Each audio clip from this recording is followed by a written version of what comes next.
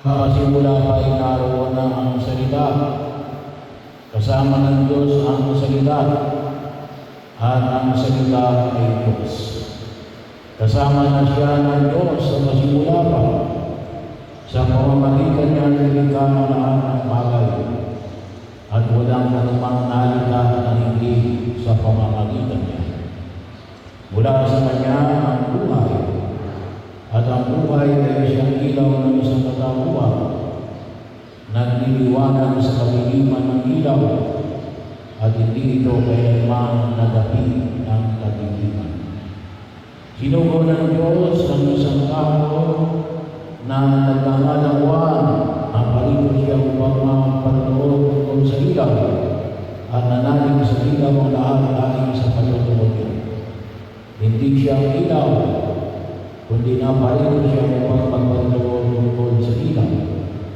Ang tunay na ilaw ay dumarating sa lahat ng tao at dumarating sa sanlibutan.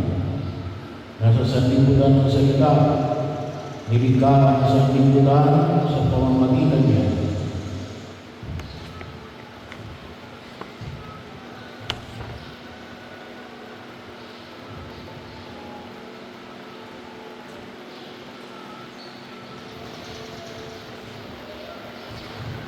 Ngunit hindi siya nakilala ng sanlibutan.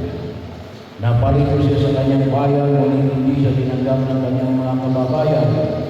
Ngunit ang lahat ng tumanggap at nanalig sa kanya ay pinagkalooban niya ng karapatang maging anak ng Diyos. Sila ay naging anak ng Diyos, hindi dahil sa isinilang sila ayon sa kalikasan. Ni sabitan ng laman o sa katatawa ng tao, ang pagiging anak nila ay buhay sa Diyos. Naging tapang sa kanila at siya'y nanigaan sa piling namin. Nakita namin ang kanyang kapangyarihan at kadakilaan, puspos ang pag-ibig at katapatan. Tinanggal niya mula sa Ama ang kapangyarihan at kadakilaan ito bilang buntong ng anak. Nagpaluto si Juan tungkol sa kanya at ganito ang kanyang sigaw. Siya ang tinutukoy ko ng aking sabihin ang darating na masunod ko ay higit sa akin. Sapagkat siya na bago pa ako ipanganak. Dahil sa siya ay puspos ng pag-ibig, tayong lahat ay lumanggap mula sa kanya ng abot-abot na kaloob. Sapagkat ibinigay ng kautusan sa pamagitan ni Moises, ngunit ang pag-ibig at ang katotohanan ay dumating sa pamagitan ni Jesucristo. Kaya may walang nakakita sa Diyos. Subalit ipinakikilala siya ng buntong ng anak.